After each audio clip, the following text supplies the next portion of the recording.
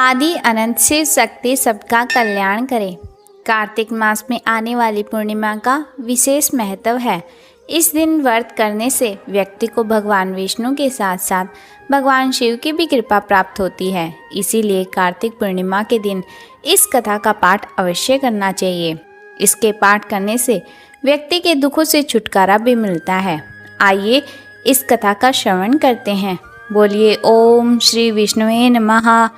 ओम श्री उमापतये नमः। कार्तिक मास की कथा के अनुसार जब भगवान कार्तिकेय ने तारकासुर का वध किया था, उससे क्रोधित होकर तारकासुर के 3 पुत्रों ने देवताओं से बदला लेने का फैसला किया। तीनों असुरों के नाम थे तारकास, कमलाकास और विदुनमाली। देवताओं को प्रजित करने के लिए पहले तीनों ने तपस्या की और तपस्या के लिए वो जंगल में चले गए। उन्होंने 1000 वर्ष तक अत्यंत कठोर तप किया। उनके कठोर तप से ब्रह्मा जी प्रसन्न हुए और उनके सामने प्रकट हो गए। ब्रह्मा जी ने तीनों से वरदान मांगने के लिए कहा। तीनों ने कहा कि ब्रह्मा जी, हमने आपको प्रसन्न करने के लिए कठोर तप किया है, आप हमें अमरता का वरदान दीजिए। उनका यह वरदान सुनकर ब्रह्मा जी ने कहा कि मैं आपको अमरता का वरदान नहीं दे सकता, लेकिन तुम इसमें कोई ऐसी शर्त रख लो जिसके पूर्ण होने पर ही आपकी मृत्यु होगी। वैसा वरदान मैं तुम्हें दे सकता हूँ। ब्रह्मा जी के वचन सुनकर तीनों ने बहुत विचार किया और ब्रह्मा जी से वरदान मांगा। हे प्रभु, हमारे लिए 3 तारों पर 3 नगरों का निर्माण करें। वे तीनों तारे अर्थात नगर जब अभिजीत नक्षत्र में एक पंक्ति में आएंगे और उसी समय कोई व्यक्ति अत्यंत शांत अवस्था में रहेगा, वह हमें मारेगा, तभी हमारी मृत्यु होगी। और हमें मारने के लिए उस व्यक्ति को एक ऐसे रथ और बाण की आवश्यकता होगी जो बनाना असंभव हो, सिर्फ उससे ही हमारी मृत्यु हो। उनकी इच्छा सुनकर ब्रह्मा जी ने कहा, तथास्तु, आप तीनों की इच्छा के अनुसार ही होगा। तीनों असुरों को मिले वरदान के अनुसार ब्रह्मा जी ने उन्हें 3 तारों पर 3 नगर निर्माण करने के लिए विश्वकर्मा जी को आज्ञा दी। विश्वकर्मा जी ने तारकास के लिए स्वर्णपुरी, फिर कमलाक्ष के लिए रजतपुरी और विदुनमाली के लिए लोहपुरी का निर्माण कर दिया। ब्रह्मा जी के वरदान प्राप्त होने के बाद तीनों असुर बहुत ही प्रसन्न हुए और इसके बाद उन्होंने सभी लोकों में आतंक फैलाना शुरू कर दिया। इन तीनों असुरों को एक साथ त्रिपुरासुर कहा जाता है। त्रिपुरासुर जहाँ भी जाते वहाँ के लोगों और ऋषियों को सताने लगते। उन्होंने देवताओं को भी देवलोक से बाहर कर दिया था। त्रिपुरासुर के आतंक से त्रस्त होकर उन्हें हारने के लिए सभी देवता एकत्रित हुए। सभी ने अपना सारा बल लगाया, परंतु त्रिपुरासुर को हराने में कामयाब नहीं हो पाए। अंत में जब सभी भगवान शिव जी के शरण में गए तो देवताओं ने कैलाश पर्वत पर जाकर शिव जी को पूरा वृत्तांत बताया। तब भगवान शंकर ने कहा कि आप सभी देवता मिलकर प्रयास करें। देवताओं ने कहा कि हे प्रभु, हम सभी मिलकर त्रिपुरासुर का वध करने का प्रयास किया, लेकिन हम कुछ नहीं कर पाए। हम आपकी शरण में आए हैं, आप ही हमारी रक्षा कर सकते हैं। तब शिव जी ने कहा कि मैं अपना आधा बल तुम्हें देता हूँ, इस बल की सहायता से प्रयास करके देखो। शिव जी ने अपना आधा बल देवताओं को दिया, लेकिन देवता शिव जी का आधा बल सहन नहीं कर पाए। फिर भगवान शिव ने स्वयं त्रिपुरासुर को संहार करने का संकल्प लिया। वरदान के अनुसार जब त्रिपुरासुर का वध करने के लिए रथ और धनुष बाण सिद्ध करना आवश्यक था, भगवान शिव ने पृथ्वी को ही अपना रथ बनाया, सूर्य और चंद्रमा को उस रथ पर पहिए बनाए, सृष्टा सारथी बने, भगवान विष्णु बाण बने और मेरु पर्वत धनुष और वासुकी बने उस धनुष की डोर। सभी देवताओं ने अपने बल से वह रथ संभाल लिया और इस प्रकार असंभव रथ बनकर सिद्ध हुआ। लेकिन जैसे ही भगवान शिव जी उस रथ पर सवार हुए, उनकी शक्ति के कारण वह रथ डगमगाने लगा। तभी भगवान विष्णु ने वृषभ बनकर उस रथ में जुड़े। घोड़े और वृषभ की पीठ पर सवार होकर महादेव ने उस नगर को देखा और धनुष पर बाण रखकर उन्होंने पाशुपत अस्त्र का संहार किया और तीनों तारों अर्थात नगरों को एक पंक्ति में आने का आदेश दिया। अभिजीत नक्षत्र में तीनों नगर एक पंक्ति में आते ही भगवान शिव जी ने अपने बाण से तीनों नगरों को जलाकर भस्म कर दिया और उसके तीनों असुरों का भी अंत हो गया।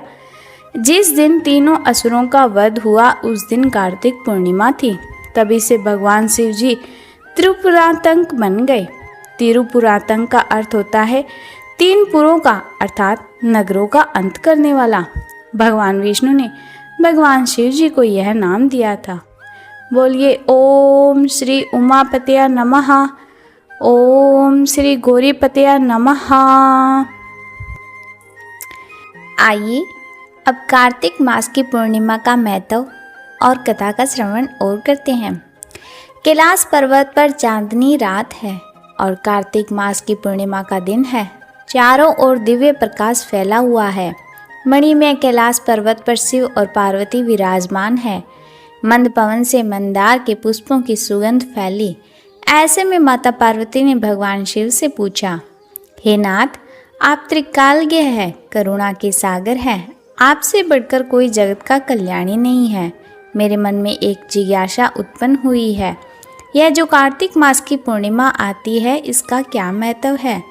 लोग इस दिन दीपदान, स्नान, व्रत और दान क्यों करते हैं? क्या इस दिन की कोई पौराणिक कथा है? कृपा कर मुझे विस्तार से सुनाइए। ऐसे में महादेव मुस्कुराए और बोले, हे देवी, तुमने अत्यंत श्रेष्ठ प्रश्न किया है। जो मनुष्य कार्तिक मास की पूर्णिमा का व्रत, स्नान और दीपदान करता है वह अनंत पुण्य का भागी होता है। यह तिथि भगवान विष्णु के जागरण की समाप्ति का प्रतीक है और इस दिन देवता, पितर और ऋषि सभी प्रसन्न होते हैं। इस दिन पूर्णिमा में धर्म की पूर्णता होती है, अर्थ की सिद्धि होती है और मोक्ष का द्वार खुलता है। हे देवी, इस दिन स्नान, दान, दीपदान और भगवान के नाम का स्मरण करने से 1000 अश्वमेध यज्ञ के बराबर फल मिलता है। यह दिन देव दीपावली के रूप में मनाया जाता है क्योंकि इस दिन देवता स्वयं गंगा तट पर दीप जलाते हैं। पार्वती जी बोली, स्वामी, कार्तिक मास में स्नान और दीपदान का इतना महत्व क्यों कहा गया है? तब शिव जी बोले कि ब्रह्मा जी ने जब जब पृथ्वी पर पाप बढ़ेगा तब ब्रह्मा जी ने कहा है कि कार्तिक मास के स्नान, व्रत और दीपदान करने से यह नष्ट हो जाएगा। विशेषकर कार्तिक पूर्णिमा के दिन जो व्यक्ति गंगा, यमुना, नर्मदा या किसी पवित्र नदी में स्नान करके दीपदान करता है उसके 100 जन्मों से पाप धुल जाते हैं। यह दीपदान देवताओं को अर्पित करने के समान होता है। जैसे अंधकार मिटाने के लिए दीप जलाया जाता है, वैसे ही आत्मा के अज्ञान रूपी अंधकार को मिटाने के लिए यह व्रत किया जाता है। पार्वती जी ने पूछा कि स्वामी, इस दिन कौन सी दिव्य घटना घटी थी जिसके कारण यह पवित्र माना गया? तब भगवान शिव बोले, यह एक प्राचीन घटना है। बहुत समय पहले त्रिपुर नाम 3 असुर भाई थे, ताराकाश, कमलाक्ष और विदुनमाली। इनके कठोर तप करके ब्रह्मा जी को इन्होंने प्रसन्न किया। तब ब्रह्मा जी ने उन्होंने वरदान दिया कि तुम्हें कोई देवता, दानव, असुर मार न सकेगा। तुम्हारे 3 नगर केवल तभी नष्ट होंगे जब कोई एक बाण से उन तीनों को भेद देगा। ब्रह्मा जी के वरदान से तीनों अत्याचारी हो गए। उन्होंने 3 नगर बनाए, एक स्वर्ग में, एक कैलाश में, एक पृथ्वी पर। तीनों नगरों का नाम त्रिपुर कहा गया, इसीलिए तीनों को मिलकर त्रिपुरासुर कहलाए। देवता भयभीत हो गए। तब वे ब्रह्मा जी के पास गए। ब्रह्मा जी ने कहा कि तुम्हें भगवान शिव के शरण में जाना होगा, केवल वही इन्हें नष्ट कर सकते हैं।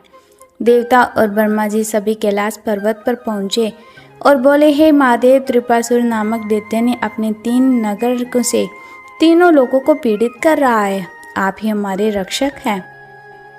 तब शिव जी ने दिव्य रथ बनाया। पृथ्वी रथ बनी, सूर्य और चंद्रमा उसके पहिए बने, ब्रह्मा जी सारथी बने, भगवान विष्णु बाण बने। तब त्रिपुरासुर के पाप अपने चरम पर पहुंचा। अब तीनों ने एक नगर में सीध में आए। तब शिव जी मुस्कुराए और धनुष खींचा और एक ही बाण से तीनों नगरों को भेद डाला। इस प्रकार त्रिपुरासुर का वध हुआ। देवताओं ने आनंद पूर्वक फूलों की वर्षा की और गंगा के तट पर दीप जलाए। वही दिन कार्तिक पूर्णिमा का था।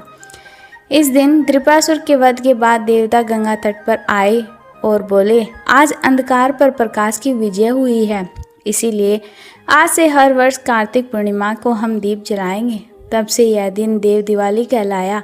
इस दिन काशी नगरी विशेष रूप से सजती है और गंगा के तट पर लाखों दीप जलाए जाते हैं। जो भी इस दिन गंगा में स्नान करके दीपदान करता है उसे उसी के फल की प्राप्ति होती है जो किसी युगों में तपस्या करने से होती है। अब शिव जी बोले, हे देवी, इस दिन केवल त्रिपुरासुर का वध नहीं हुआ, अनेक दिव्य घटनाएं भी घटी। इस दिन भगवान विष्णु ने मत्स्य अवतार लेकर वेदों की रक्षा की थी। इस दिन तुलसी का विवाह भी उत्सव में समाप्त होता है। इस दिन देवता ऋषिगण गंगा दीप पर दीप दान करते हैं। सत्यनारायण व्रत का विशेष फल भी मिलता है और कहा जाता है कि इस दिन चंद्रमा अपनी पूर्ण कला से जीवन से आनंद, समृद्धि और शांति लाता है। पार्वती जी ने कहा, नाथ, जो इस दिन भगवान का स्मरण करेगा वह पापों से मुक्त होगा। जो दीपदान करेगा उसके घर में कभी दरिद्रता नहीं आएगी। जो ब्राह्मण गाय गौरी शिव का पूजन करेगा उसे स्वर्ग लोक की प्राप्ति होगी। यह दिन नारी के लिए विशेष रूप से शुभ है क्योंकि यह सौभाग्य और समृद्धि का प्रतीक है। शिव जी बोले, हे देवी, जो पुरुष या स्त्री कार्तिक पूर्णिमा के दिन ब्रह्म मुहूर्त में उठकर स्नान, व्रत, दीपदान दान करता है उसे अगले जन्म में उच्च कुल प्राप्त होता है। उसका मन चित्त शुद्ध हो जाता है, विष्णु लोक में स्थान पाता है। यह तिथि स्वयं ब्रह्म के स्वरूप मानी जाती है।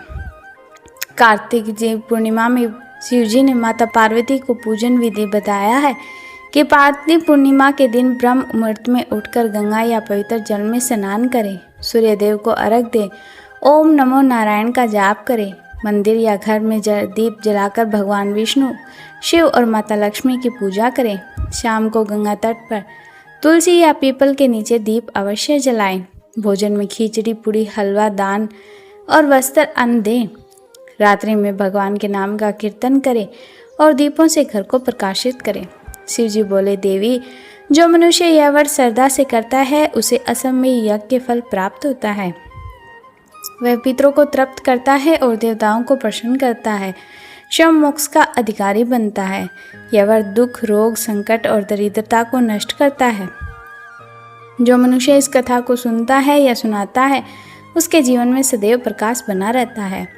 पार्वती जी ने भावपूर्वक कहा कि नाथ, आपने जो यह कथा सुनाई है यह संसार के कल्याण के लिए अद्भुत है। मैं इसे पृथ्वीलोक में प्रकट करूंगी ताकि हर स्त्री पुरुष इसका पालन करे। कार्तिक पूर्णिमा के दिन दीपदान करेगा उसके जीवन में कभी अंधकार नहीं होगा। शिव जी प्रसन्न हुए और बोले, तथास्तु, यह तिथि सदा ही मंगलमय रहे। जो इसका स्मरण करेगा उसे परम आनंद और मोक्ष की प्राप्ति होगी। बोलिए ओम नमः शिवाय। हर हर हर महादेव। ओम उमापतये नमः। ओम गौरीपतये नमः। ओम नमो नारायण नमः। ओम लक्ष्मीपतये नमः। जय माता लक्ष्मी। आप सभी भक्तजनों को कार्तिक मास पूर्णिमा की हार्दिक शुभकामनाएं और हम कामना करते हैं कि भगवान विष्णु, शिव, माता पार्वती आप पर सदैव कृपा बनाए रखें। आपको कथा कैसी लगी कमेंट सेक्शन में ज़रूर बताइएगा। साथ ही साथ हमारे चैनल को लाइक और सब्सक्राइब ज़रूर कीजिएगा ताकि हम आपके लिए इसी प्रकार और कथाएं लेकर आते रहें। धन्यवाद।